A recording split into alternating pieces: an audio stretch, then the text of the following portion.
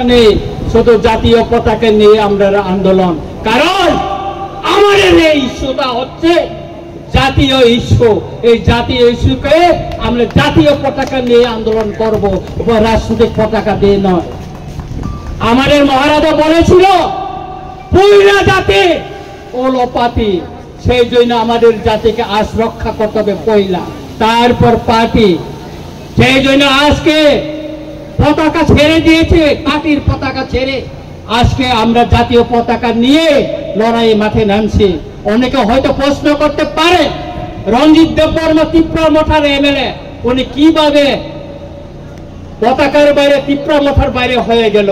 না, আমি আজকে এখানে তিপ্রামঠার এমএলএ হিসেবে আছেনি, আমি সাধারণ জনগণ হিসাবে, জনপ্রতিনিধি হিসাবে আমি এখানে এসেছি। এই লড়াই সর্ব অংশের জনগণকে নিয়ে লড়াই। এখানে বাঙালি, পাহাড়ি, মুসলিম, খ্রিস্টান, বৌদ্ধিস্ট, হিন্দু সব অংশের মানুষকে নিয়ে আমাদের এই লড়াই। সেই জন্য আজকে এত লোক এখানে এসেছে। কেন এসেছে? আমাদের একটাই দাবি, একটাই, সেটা হচ্ছে যারা তৎকালীন পূর্ব পাকিস্তান অধুনা বাংলাদেশ থেকে যারা ত্রিপুরায় এসে বসবাস করছে, আমাদের অধিকার কেড়ে নিচ্ছে, আমাদের জমি কেড়ে নিচ্ছে, আমাদের ভবিষ্যৎ বংশধরদের রক্ষা করার জন্য আজকে তাদেরকে আমরা শনাক্ত করে তাদের দেশে ফেরত পাঠানোর জন্য দাবি জানিয়েছি।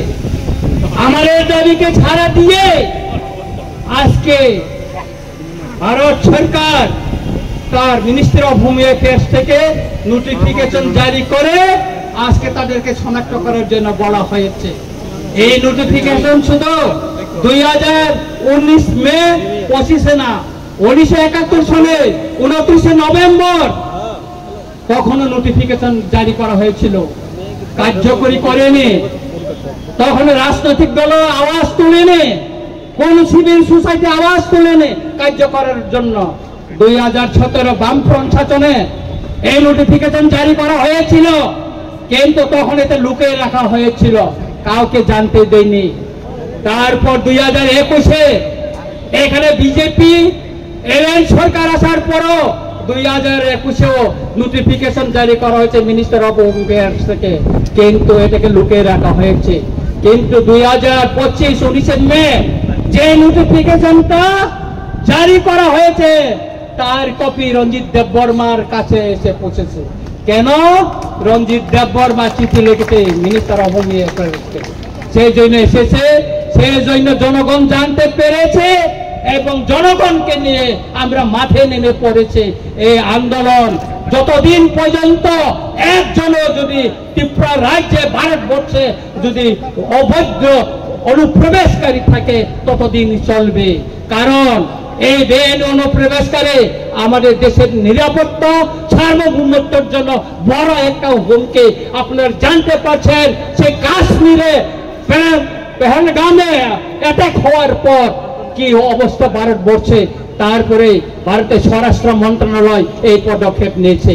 আপনারা আপনারা জানেন সেই আমেরিকা থেকে অবৈধ অভিবাসীদের প্লেনে করে হাত পা বেঁধে সেই পাঞ্জাবে ফেলে দিয়ে গিয়েছিল। কেন? কারণ এই অবৈধ অনুপ্রবেশকারীরা এটা দেশের হুমকি, দেশের নিরাপত্তার হুমকি, দেশের সার্বভৌমত্বের হুমকি। সুতরাং আমি সবাইকে অনুরোধ করব যে আজকে এই আন্দোলন, এই র্যালি কোন জনগোষ্ঠীর বিরুদ্ধে না, কোন জাতি ধর্মের বিরুদ্ধে না, এটা বেআইনি অনুপ্রবেশকারীদেরকে শনাক্ত করে তাদের দেশে পাঠানোর জন্য এবং কেন্দ্র সরকারের যে নির্দেশনা তাকে কার্যকরী করার জন্য এই আন্দোলন আগামী দিনে চলবে। আমি আমার বক্তব্যকে আর বিশেষায়িত করতে চাই না, আমাদের মিছিল এখনো শুরু হয়ে যাবে। আপনারা শৃঙ্খলাভাবে সবাই